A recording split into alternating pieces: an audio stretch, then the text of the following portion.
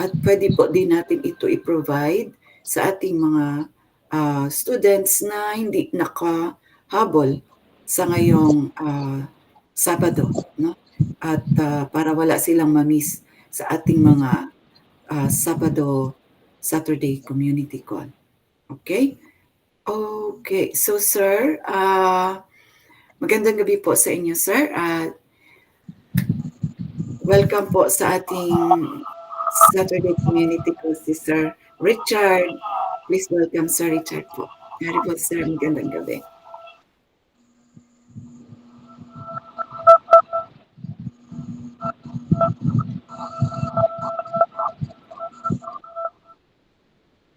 Wala po kayong sound, sir? Fireball. Ayun, meron na po, sir. Thank you. Narinig na po? Yes, loud and clear po.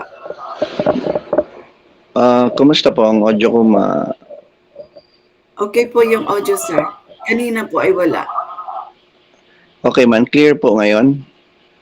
Opo, clear na clear po. Loud and clear Maingay, po. hindi man? Hindi naman po. Pero mayroong Okay. background sound. May sound po sa background? Ano na? May sound po sa background? Ayan. Wala naman. Sa monitor ko kasi parang rinig na rinig ang electric fan. Pero okay. Pala po. Okay. audible man po ang ano ko? Very loud po and clear. Yes. Okay. Good evening po, everyone. Thank you very much for attending our community call every Saturday, 8 p.m. And thank you very much for inviting me tonight to speak about the topic tungkol sa kung paano mag-spiritual life sa material world. So bago ako mag-share ng aking narinig sa aking teacher, ay magbibigay muna ako ng aking respect sa aking teacher.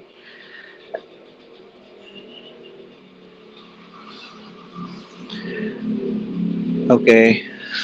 Haribol, everyone.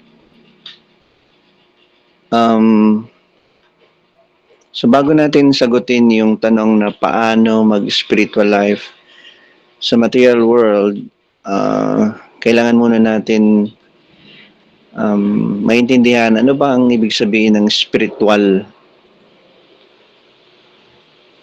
or spiritual life. Ano ang ibig sabihin ng material? Ano ang pagkakaiba ng spiritual sa material? Yung material world, ano bang ibig sabihin nito? Karamihan sa atin or ako dati, akala ko pag spiritual life, pag nag-spiritual life ka, ibig sabihin, ang akala ko dati, magiging banal ka.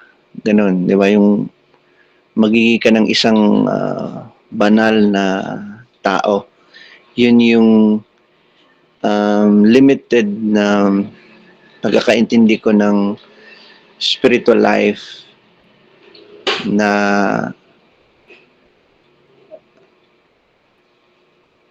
pag nag-spiritual life ka ay ang goal mo ay maging isang banal.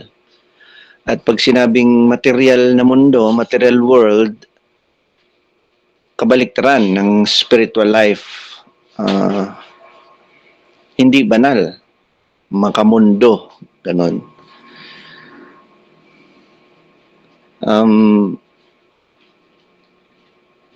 Yung ibang tao, para sa kanila, yung spiritual life ay being peaceful. Di ba? Pag sinabing spiritual life, peaceful. Di ba? Kaya yung material world para sa kanila ay hindi peaceful, chaotic, puno ng ingay. So, pag sinabing spiritual life sa ganun na konteksto, ibig sabihin gusto niyang magkaroon ng peaceful life dahil ang mundo, ang material world ay puno ng ingay. So, siguro ang iba sa atin ay ganun ang pagkakaintindi o perspective tungkol sa spiritual life, which is number one, pagiging banal, yung spiritual, at yung material ay hindi banal. Or yung spiritual ay peaceful at yung material ay hindi peaceful. Pag nag-practice kayo ng meditation, yung regular hearing and chanting of the holy names of God, pag nag-practice po kayo nun, marirealize ninyo na pag sinabing spiritual, ang ibig sabihin niyan ay walang hanggan, eternal. Okay? Walang hanggan, forever. So yung kabaliktaran niyan ay material. Pag sinabing material ay panandalian lamang, temporary, hindi nagtatagal. So pag sinabing material world, itong mundong ito, itong earth, di ba? Material siya dahil lahat ng dito sa mundo, kahoy, bundok, mga lupa, mga tubig, dagat, mga hayop, diba? Yung nakikita natin ay temporary, panandalian. Yung ating katawan ay material din, temporary, panandalian. Diba? Kasi pinanganak siya, maliit, hindi siya forever maliit yung katawan. Mag-grow yung katawan, magkakasakit, tatanda, mamamatay. So yung katawan natin ay panandalian, yung katawan natin ay temporary.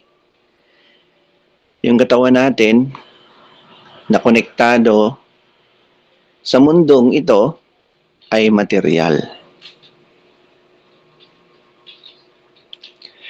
Pero tayo na nasa loob ng katawan,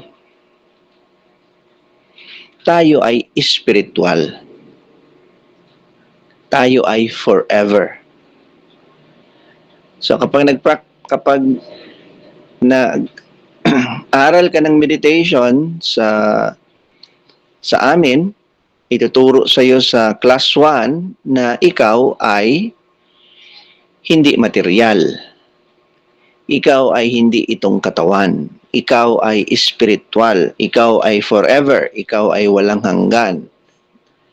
Ikaw yung kaluluwa. Ikaw yung soul.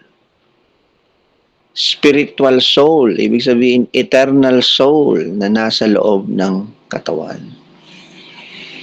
Ikaw ay walang hanggan. Ikaw ay forever.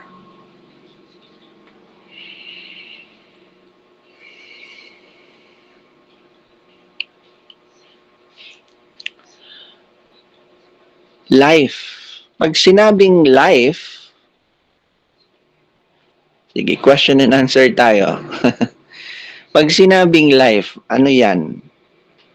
Buhay, patay. Pag sinabing life, ano ba yan? Nasaan ang hindi ko mabasa? Anyway. Life is buhay po, sabi ni Luz Viminda. Yes, life is buhay. Buhay. Di ba? Hindi siya patay. Yung material,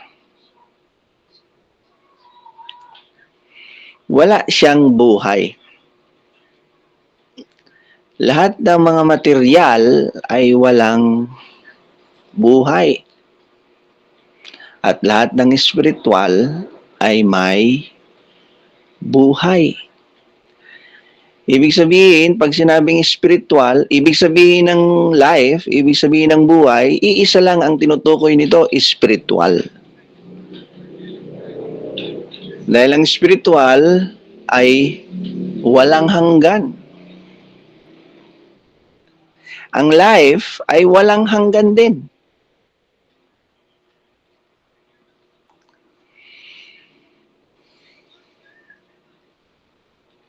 Hindi pwedeng sabihin na ang material ay life.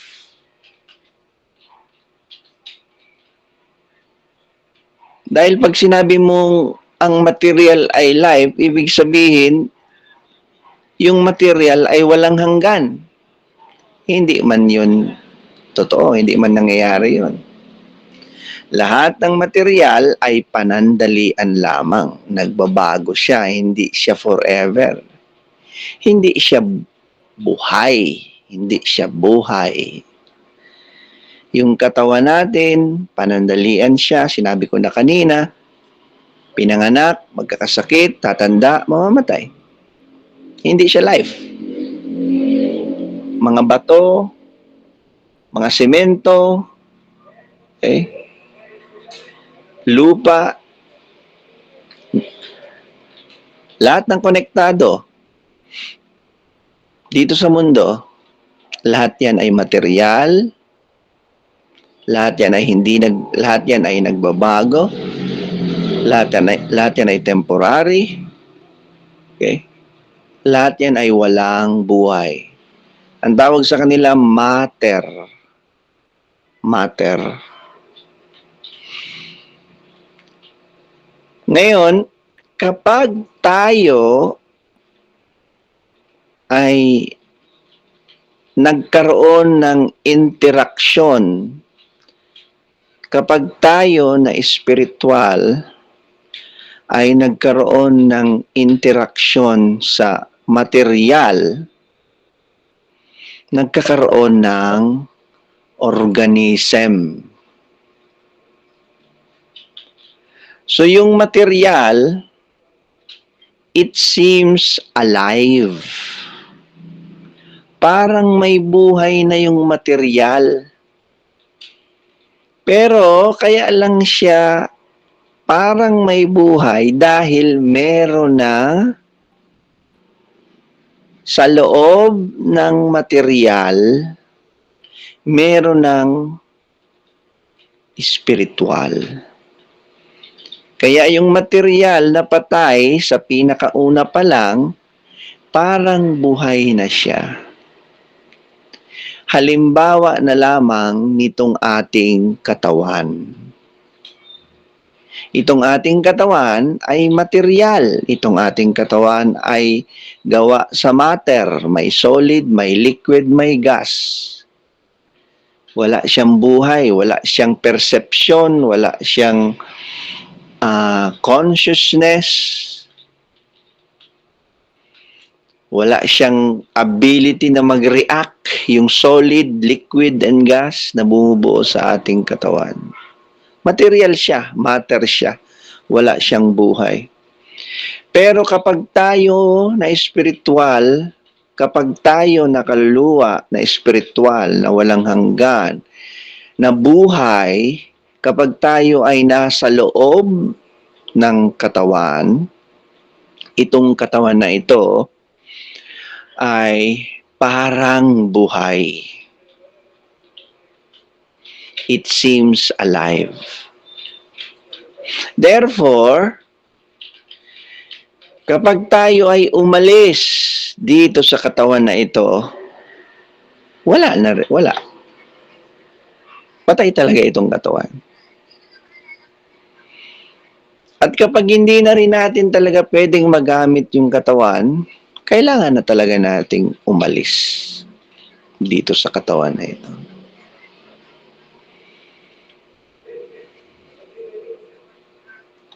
So, ang ibig sabihin po ng spiritual life, mga kaibigan, is merong kang realisasyon na ako ang kaluluwa, ako ang life, ako ang buhay, na panandalian lamang dito sa loob ng katawan.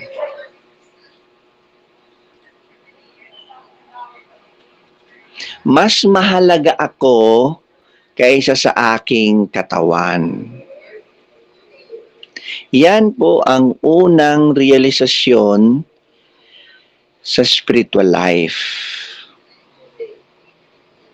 Yan po ang kapag tayo po ay nag-practice ng meditation araw-araw, yan po ang unang marirealize natin. Ito po ang simula ng spiritual life. Ang pagkakaroon ng realisasyon na hindi ako material. Hindi ako pinapanganak, hindi ako nagkakasakit, hindi ako tumatanda, hindi ako namamatay. Dahil ako ay spiritual. Ako ay life. Ako ay walang hanggan. Pero ang aking katawan, dahil material, natural po na magkasakit, tatanda, mamamatay.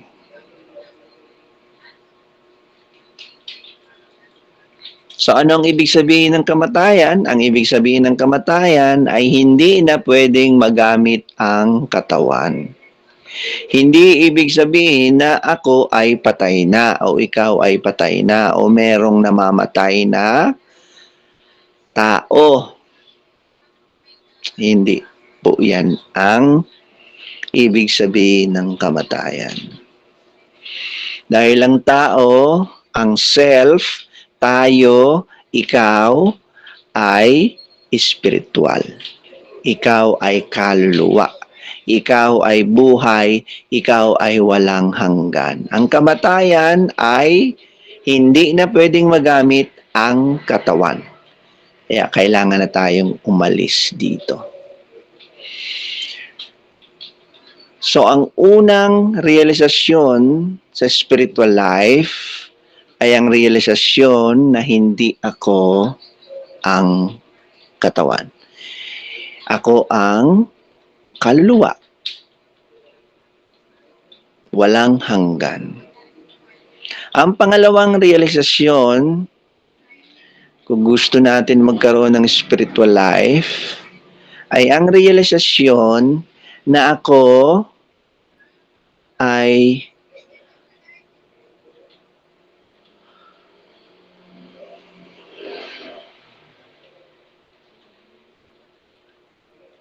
servant.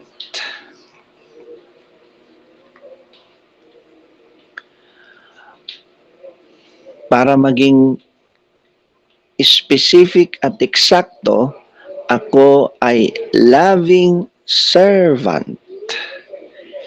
Pag ako nagsiserve, it is out of love. It is out of love.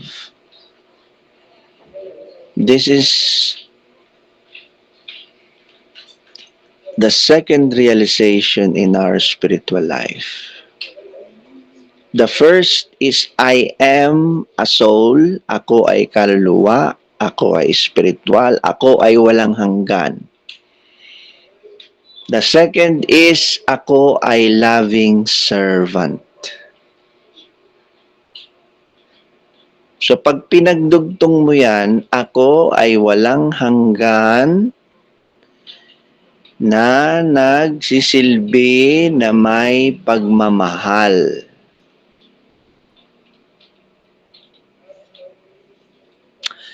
Ang pangatlong realisasyon sa spiritual life ay ang realisasyon na ang aking kaligayahan ay nakabase sa kung ginagawa ko ang aking walang hanggan na tungkulin.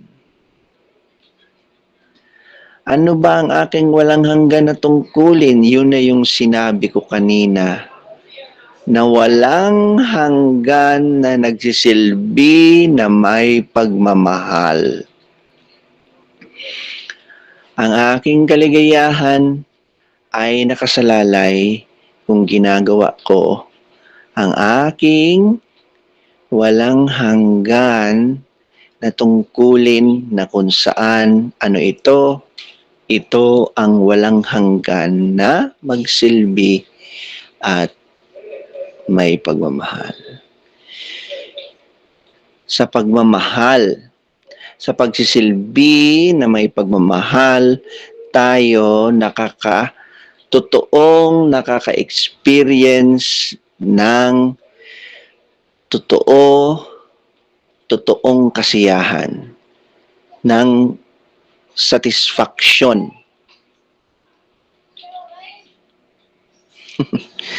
Wala po akong ibang maisip na paraan para maka-experience tayong satisfaction dito sa mundo.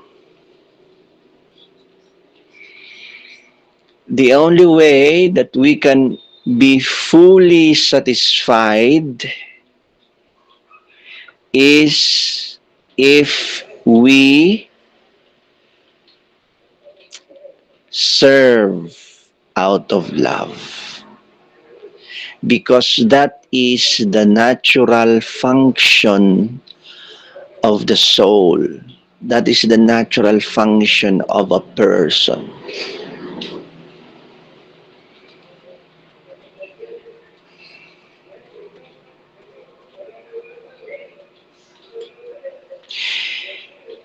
Bakit merong magtatanong, bakit po sir, nagmahal ako, nagsilbi ako na may pagmamahal, pinagsilbihan ko na may pagmamahal yung aking asawa, pinagsilbihan ko na may pagmamahal yung aking anak, yung aking kapatid, yung aking magulang, yung aking biyenan, yung aking pamangkin,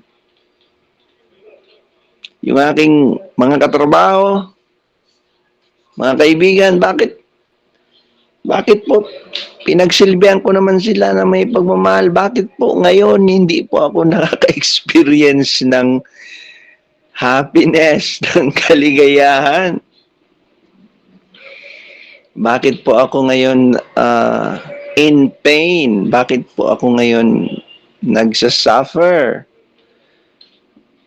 Bakit po ang binabalik nila sa akin ay imbis na kaligayahan, ang binabalik po nila sa akin ay pain? Di ba? Pwede pong itanong natin yan. Ano ang sagot dyan? Sabi ni Lord Jesus Christ, kailangan natin diligin muna ang mga ugat para tumubo yung halaman. Para kapag nakakuha na ng nutrients yung ugat, ay pwede na siyang i-distribute sa iba't ibang bahagi ng halaman. Similarly, sabi ni Lord Jesus Christ, ang unang utos na kailangan mong gawin at sundin ay mahalin mo ang Diyos ng buong puso, isip at pagkatao. Love God first with all your heart, mind, and entire being. Yan yung una. Ano yung palangalawa? Sabi ni Jesus, love your neighbor as you love yourself. Love your neighbor. That's number 2. Kaya tayo nasasaktan at nasaktan dahil nag-skip tayo ng number 1. Pumunta ka agad tayo sa number 2. Kapag nangyari yon, hindi magiging masaya. Dahil ang ibibigay mo sa neighbor mo, sa kapwa mo, hindi talaga siya love. Akala mo lang love. Pero ang binibigay mo doon sa kapwa mo ay kabaliktaran ng love. It's just lust. Business lang. Nagbibigay ka ng care or service sa kapwa mo dahil gusto mo ng kapalit. So wala tayong love na binibigay sa kapwa natin. Kasi yung love ay walang kondisyon.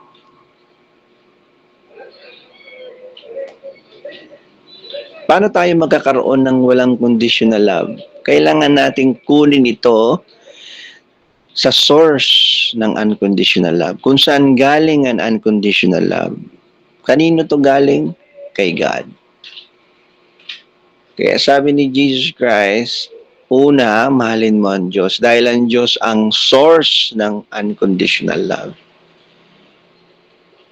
If we love God, we will have unconditional love. If we have unconditional love, we can give that to others. You can give that to our neighbors. Saan nakasalalay ang happiness? Sa pag-serve. Sa pag-serve kay God. With love.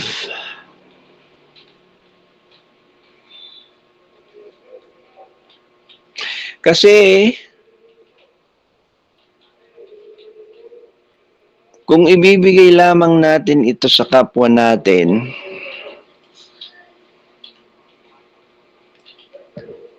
ang isa pang reason na masasaktan tayo kapag in-skip natin yung number 1 at diretso tayong nagbigay ng service at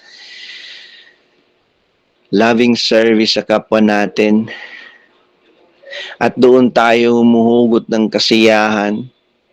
Bakit masasaktan tayo? Dahil darating at darating ang oras na mamamatay na hindi na pwedeng magamit ang katawan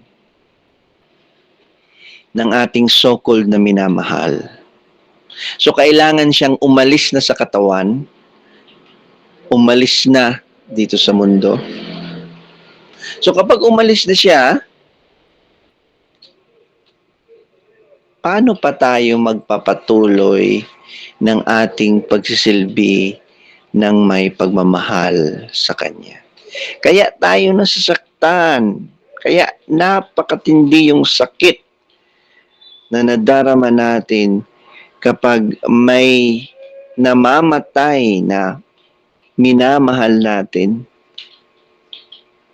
dahil hindi na natin magagawa yung gusto nating gawin na magsilbi na may pagmamahal doon sa tao na yon dahil yun ang nagbibigay sa atin ng kasiyahan.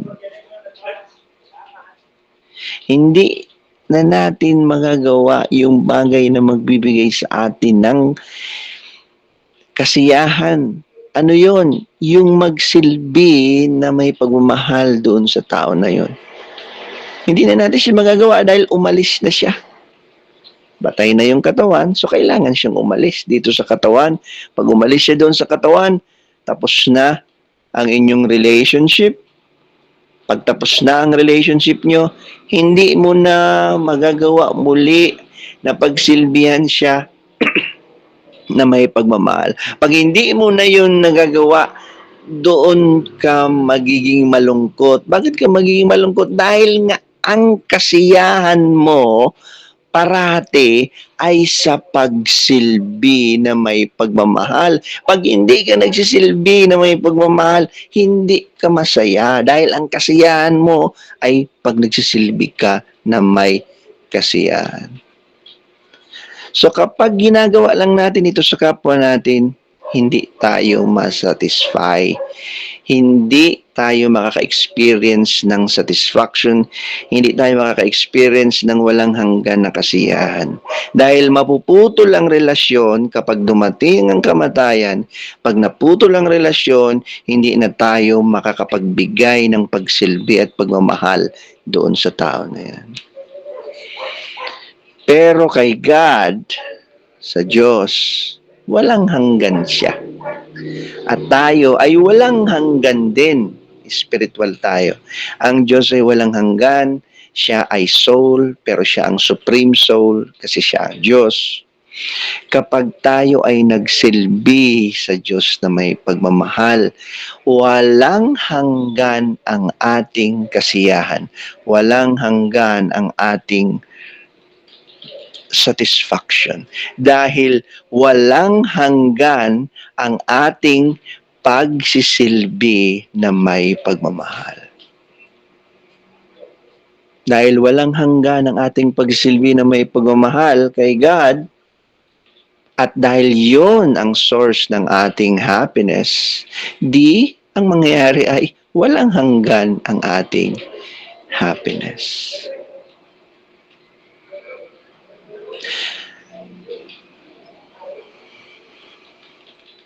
Spiritual life means na yung puso, isip, pagkatao ko, okay, ay gagamitin ko para magsilbi sa Diyos na may pagmamahal.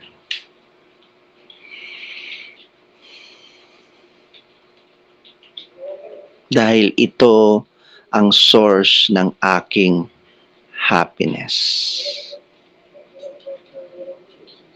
At dahil ako ay masaya, at dahil sa kasiyahan ako ay peaceful, at dahil dito meron akong pagmamahal, then,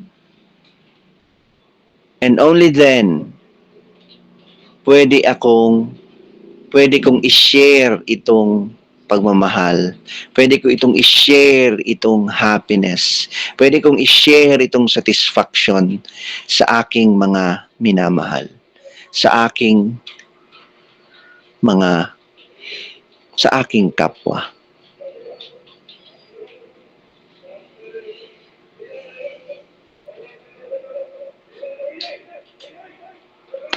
At ang pinaka madaling paraan na tinuro sa amin ng aming teacher, okay, para ma-realize mo itong wisdom na ito, magkaroon ka ng spiritual life, na gamitin mo ang isip mo, puso mo, pagkatao mo, para pagsilbihan ang Diyos. Ang pinakamadaling paraan sa panahon ngayon ay ang pag-practice ng meditation. Ang simpleng pakikinig at pagsambit o pag-awit ng mga banal na pangalan ng Diyos. Kapag ginawa natin ito araw-araw,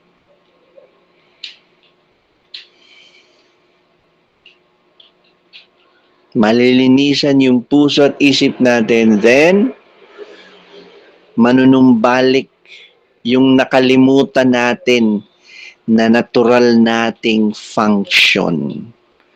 na magsilbi na may pagmamahal.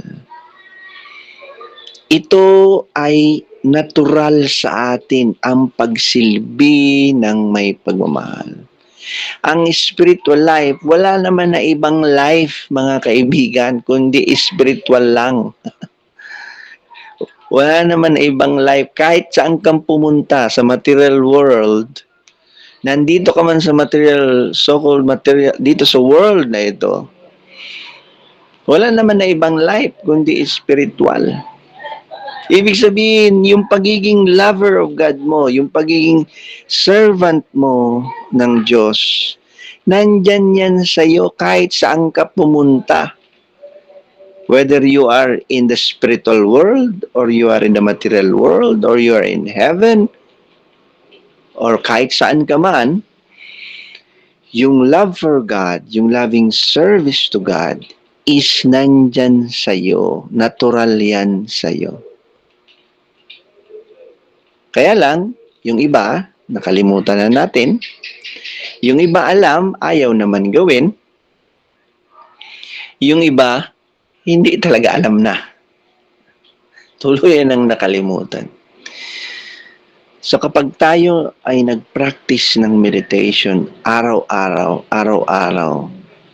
maalala natin yung ating real nature.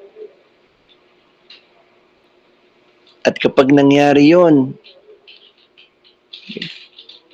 na nanumbalik na, naalala mo na, nanumbalik na, yung natural mong function and activity, pagkakaroon ng loving service kay God.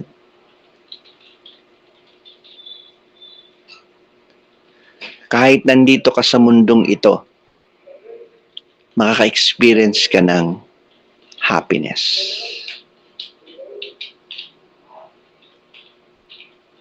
So, paano mag-spiritual life sa material world?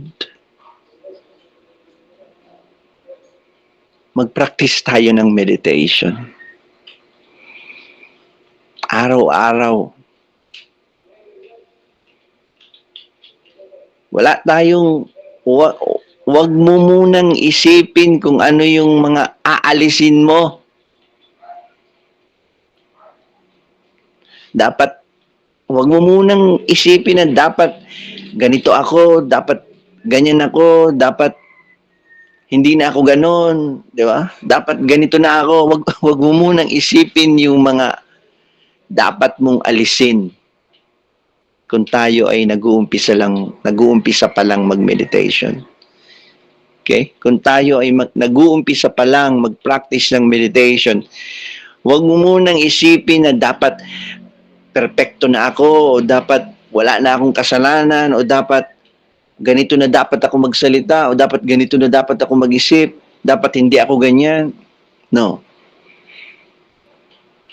Ang kailangan natin gawin is mag-practice ng meditation. Kailangan lang natin idagdag itong meditation practice sa pang-araw-araw na ginagawa natin.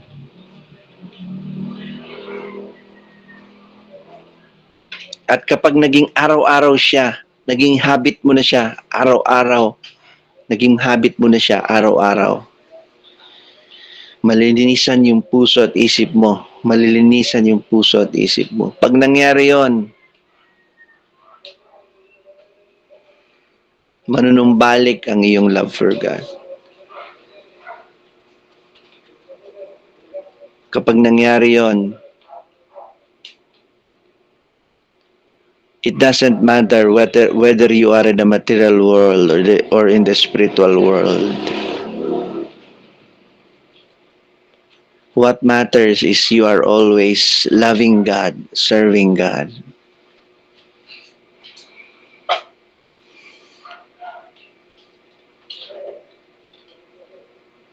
Di ba, sa pinakaumpisa na sinabi ko, yung iba sa atin, sabi, pag sinabing spiritual life, peace or banal. Paano ba maging banal sa mundo ng hindi banal? Paano maging peaceful sa mundong puno ng ingay? Di ba? Ganun yung pagkakaintindi natin ng spiritual life.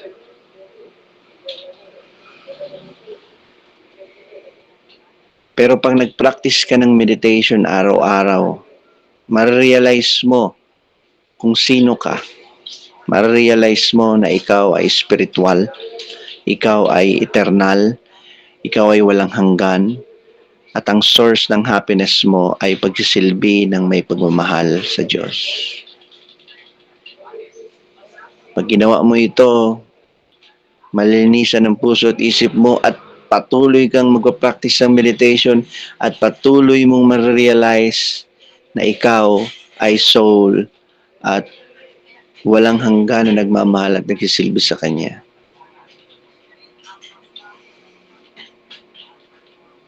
At dahil dito, makaka-experience ka ng happiness, makaka-experience ka ng satisfaction. At kahit nandito ka sa material world, mga kaibigan, wala po tayong magagawa dito sa material world. Ang material world po, puno talaga siya ng ingay. Di ba? Maingay na noong panahon ni Alexander the Great. Kung kilala nyo yan.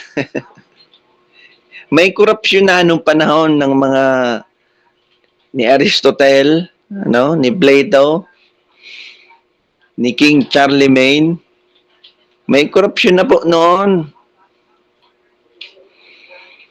May mga magnanakaw na noon. Hanggang ngayon, meron pa rin.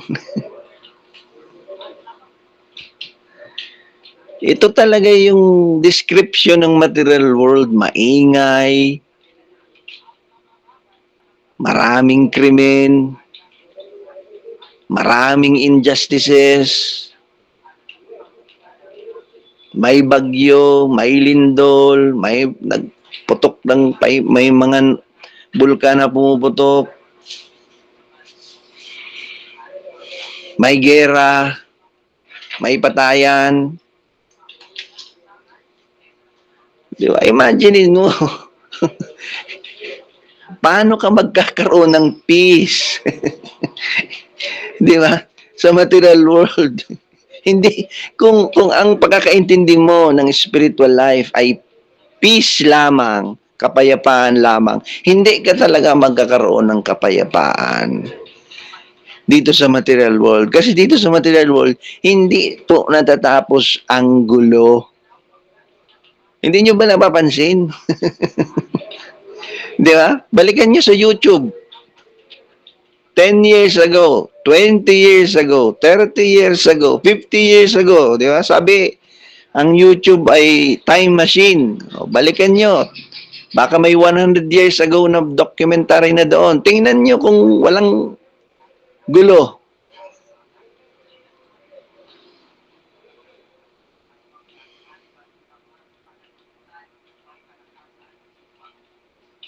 Especially yung kamatayan. Ito talaga yung matinding nagbibigay ng kaguluhan sa isip, takot sa atin, anxiety, kamatayan. Ito talaga yung totoong problema ng lipunan. Nangyayari pero hindi natin alam kung kailan siya mangyayari. Diba?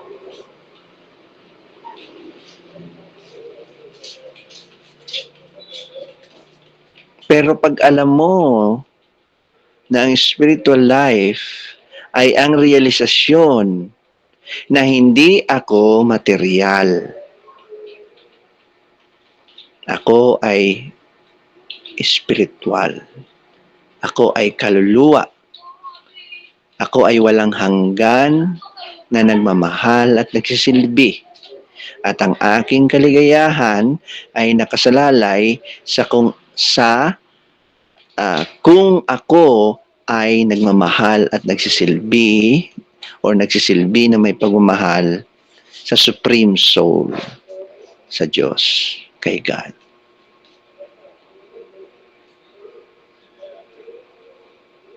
So kahit nandito ako sa material world na puno ng problema, na hindi matapos-tapos na problema,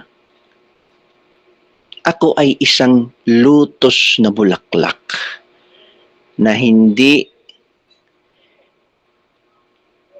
apektado, hindi nadudumihan, hindi na-anxiety, hindi magpapakamatay dahil sa mga nangyayari sa aking paligid.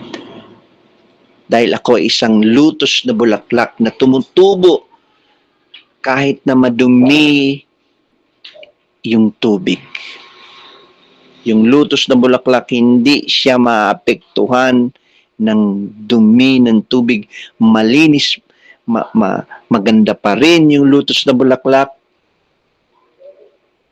Malinis pa rin yung lutos na bulaklak. Kahit siya ay tumutubo sa napakaduming tubig, kahit siya ay nasa gitna ng napakaduming tubig. So yung maduming tubig na yon, yun na yun yung material world. Madumi siya. Di ba? Forever. Madumi siya forever. Yung lutos na bulaklak, maganda siya forever. Malinis siya forever. Tayo yon yung lutos na bulaklak. Kung meron kang spiritual life, kung na-realize mo na ikaw ay kaluluwa, na ikaw ay nagmamahal at nagsisilbi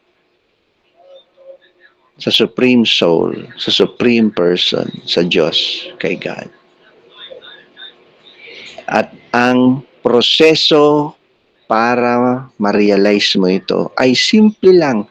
Makikinig lang tayo at magsasambit o mag-aawit ng mga holy names of God.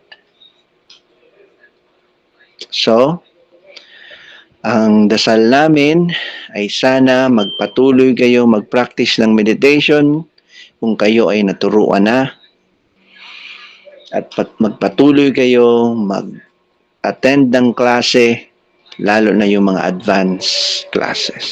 So maraming salamat. Thank you very much. Haribol.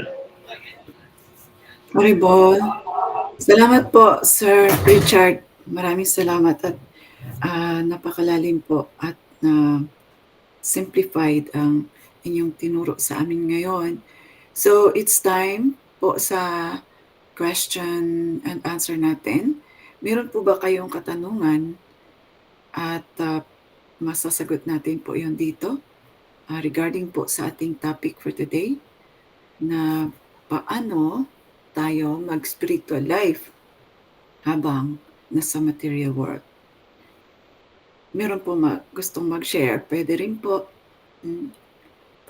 kayong magtanong, or kung may hindi tayo naintindihan, follow-up question. Meron po tayong chat box po dito, or pwede po kayong mag-raise ng hand para itanong natin yung question ninyo.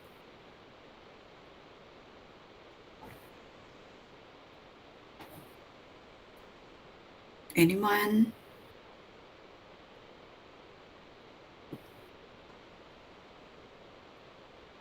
Hello, Haribol.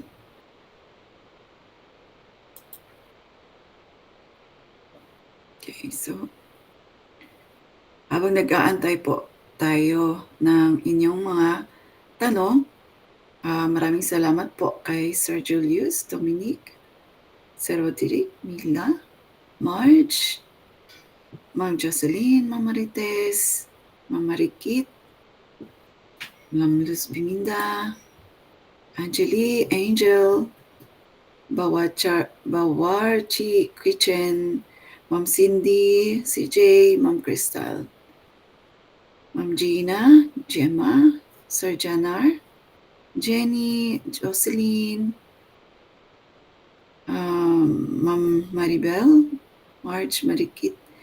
Meron pa ba akong hindi nabanggit? Sir Roderick, Sir Romel. Okay, so may question pa po ba tayo?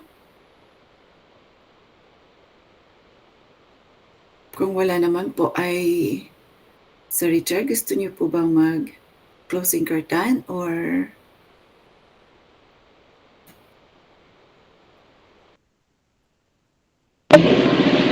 Sige, pwede naman po.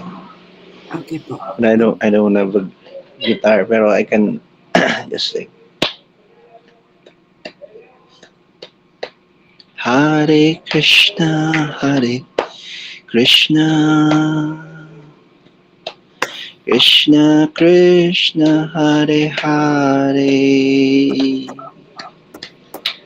Hare Rama, Hare Rama, Rama Rama, Hare Hare. Haribo.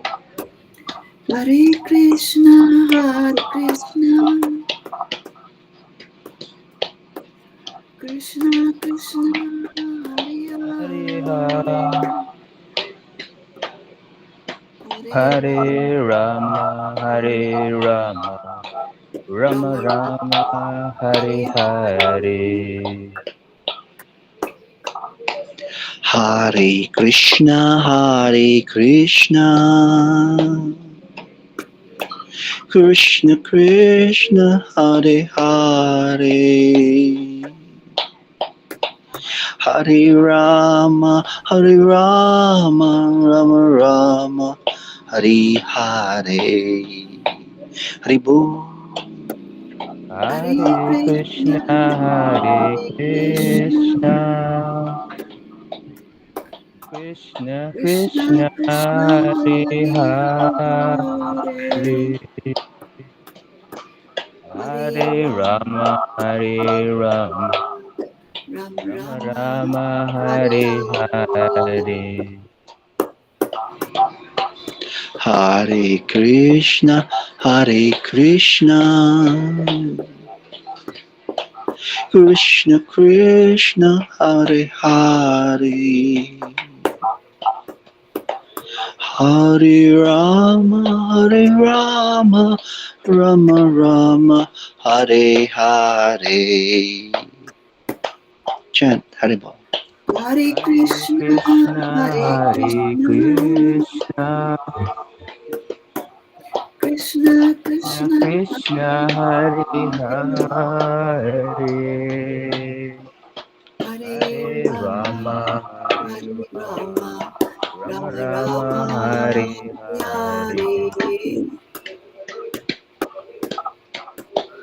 Hare Krishna, Hare Krishna, Krishna Krishna, Hare Hare, Hare Rama, Hare Rama, Rama Rama, Hare Hare. Hare Krishna, Hare Krishna, Krishna Krishna Hare Hare, Hare Rama, Hare Rama, Rama Rama, Hare Hare. Hare Krishna, Hare Krishna, Krishna Krishna, Hare Hare, Hare Rama, Hare Rama, Rama Rama, Hare Hare. Hare Bol. Hare Krishna, Hare Krishna, Krishna Krishna, Hare Hare, Hare Rama, Hare Rama, Hare Hare Hare. Hare Krishna, Hare Krishna, Krishna Krishna, Hare Hare, Hare Rama, Rama Rama, Hari Hari. Haribol. Hare Krishna, Hare Krishna,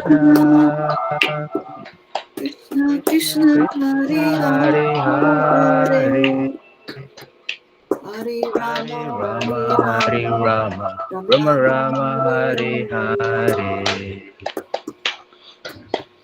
Hare Krishna,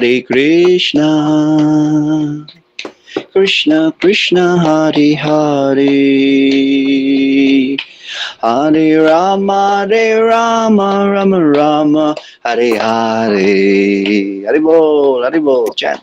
Hare Krishna, Hare Krishna, Krishna Krishna Krishna, Krishna, Hare Hare Hare, Hare, Hare Hare Rama, Rama, Hare Rama, Rama Rama, Hare Hare.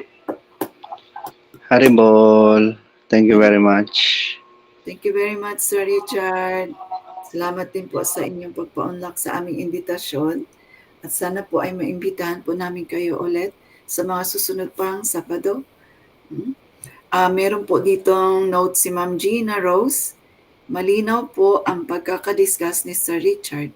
Hindi po tayo magpapa-apekto sa mga problema sa ating paligid. Maraming salamat po, Ma'am Marikit. Thank you din. Thank you po, Sir Richard. Sabi. Okay, so thank you. Sabi ni Reynald, thank you po. Haribol Krishna. Thank you. So, see you po lahat. No? Ini-invite ko po kayo sa susunod na Sabado. At iba naman po ang ating topic next Sabado. At lahat po ay imbitado. Okay? Libre po ito. Pwede po kayong mag-invite din po ng inyong mga friends. At abangan nyo lang po yung ating poll, no? Yung pinagbubutuhan natin yung ating topic. At kung ano po yung mananalo, ayun po ang ating topic na i-discuss sa Sabado. Good night po. Maraming salamat po.